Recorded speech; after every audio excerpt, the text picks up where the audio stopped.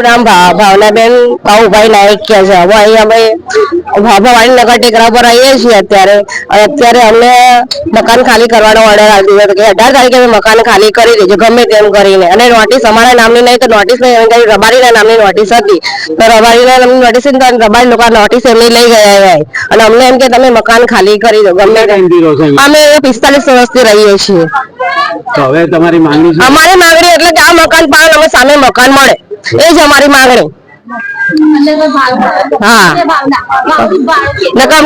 તમારું નામ? ભારતીબેન મનુભાઈ મકવાણા. બરાબર, અમારા મકવાણાની લાઈન જ 40 થી 45 વર્ષથી અમારા જમીન પર અમે બાંધકામ કરેલું છે. કઈ જગ્યાએ? અહીં ભવાડી નગરના ટેકરા ઉપર. બરાબર, આજ સુધી અમારે કોઈ નોટિસ નથી આવી કે અમારે કોઈ ખાલી કરવાનું કીધું નથી, પણ જે પાછળ વાળા જે રબારી ભાઈ છે એમના 3 રબારી ભાઈની નોટિસ અમારી દિવાલે લગાવીને એ લોકો ગયા એટલે પોતપોતાની નોટિસો લઈ ગયા છે. એક સબૂત મેં રાખ્યું છે. બરાબર, હવે અમારા ટેક્સ અમારા લાઇટ બિલ છે અને જે 15 રૂપિયામાં અમે વેરો ભરેલો છે આજે 40 વર્ષ પહેલા એ વેરાની પોચ પણ અમારી જોડે છે. બરાબર, અમારે 9 ફૂટ રોડ આગળ નીકળેલો હતો એટલે અમે કપાતમાં ગઈ હતું એ પછી અમારો નકશો દોર્યો હતો એ પછી અમે મકાનનું બાંધકામ કરેલું છે. તમારી શું માંગણી છે? સરકારની માંગણી એવી છે કે અમારું મકાન પાડો તો માપ લઈ જેટલા મકાન છે એ રીતે અમને મકાન મળવું જોઈએ, બાકી અમને જે ભાડે રહીએ અમને ભાડું મળવું જોઈએ તો ઠાર કરો, નહીં તો બાકી તો ઠાર કરવામાં આવશે નહીં. કે જેને નોટિસ એ ભરાઈ છે અમારી, બરાબર, રબારીની નોટિસ અમારા ઘેર કેમ ભરાઈ ગયા કોઈના નામ નિશાન નથી એટલે અમારે ઇન્કવાયરી કરવા માટે તમને વિનંતી છે. જસીબેન રતિભાઈ વાઘેલા, ભવાની નગરનો ટેકરો. અમે 40 વર્ષથી રહીએ છીએ સાહેબ. બરાબર, અને નોટિસ બીજાના નામની આવી છે ને નોટિસ આપી દીધી છે. હું વિધવા બનશું, હું ક્યાં જાઉં? તાત્કાલિક ખાલી કરાવે છે, રબારીની નોટિસ છે અને અમારા ઘેર લગન ગતાવ્યા છે તો અમને આને દેવાનું કોશિશ કરો, બીજા મકાન આપવાની કોશિશ કરો, ભાડું આપવાની કોશિશ કરો, એટલે અમને ખાલી નહીં કરીએ. બરાબર, છોકરામાં રાજુ એટલે બધા મોટા નથી, કાગળ કાઢા વેણીને મેં છોકરા મોટા કર્યા છે અને હજુ કાગળ કાઢા વેણીને જિંદગી જીવીએ છીએ. બરાબર, એટલે અમારા બીજા મકાનની અમે માંગણી કરીએ છીએ અને અમને ભાડા આપો.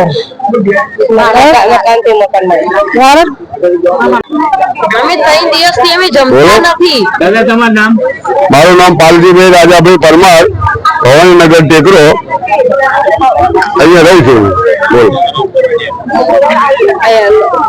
આજે નોટિસો મળી છે એના વિશે તમે શું જાણવા માંગો? નોટિસો વિશે જાણવા માટે હું ઐતિહાસિક કહું છું. 1979 થી સૌથી પહેલા હું આ ટેકરા પર રહેવા આવેલો છું અને ત્યારથી આ લોકો રહે છે. આ લોકો રોજે કાગળ ગાભા વ્યાણી ગુજારો ચલાવે છે અને પોતાને કંઈક ભેગું કરી એના ઓરડીઓ બનાવી છે અને એના પર તરાપર મારી એના લોકો તોડવા માટે આવી ગયા છે. ખરેખર નોટિસો કોઈના નામની નથી. અને કાલે 18 તારીખે સાહેબ 4-5 જણા 8 જણા ઘરે છોકરીઓ તમને ખાવા આપ્યો.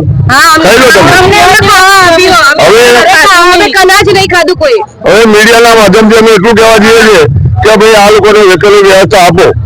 ભલે તમારે જરૂર હોય તો પાડો, પણ અમને પહેલા વેકેલની વ્યવસ્થા આપો પછી ખાલી કરાવો. અને જો વેકેલની વ્યવસ્થા નહીં આપે તો અમે ગાંધીજીને મારે કે આંદોલન કરીશું સૌની સાથે રહી. અને અમે અહીંના સ્થાનિક હું સામાજિક કાર્યકર છું, સામાજિક અમે બધા સાથે રહીએ છીએ અને આ ન્યાય અપાઈને જંપીશું અને એ તમારા મીડિયાના માધ્યમથી અમને ન્યાય મળે એવી આશા રાખીએ છીએ. તમારું નામ? હિરલબેન. શું બનાવ બન્યો? અમારે એક ઉત્તરાયણના દિવસે એક નોટિસ આવી અમારા ઘરે. કઈ બાબતની?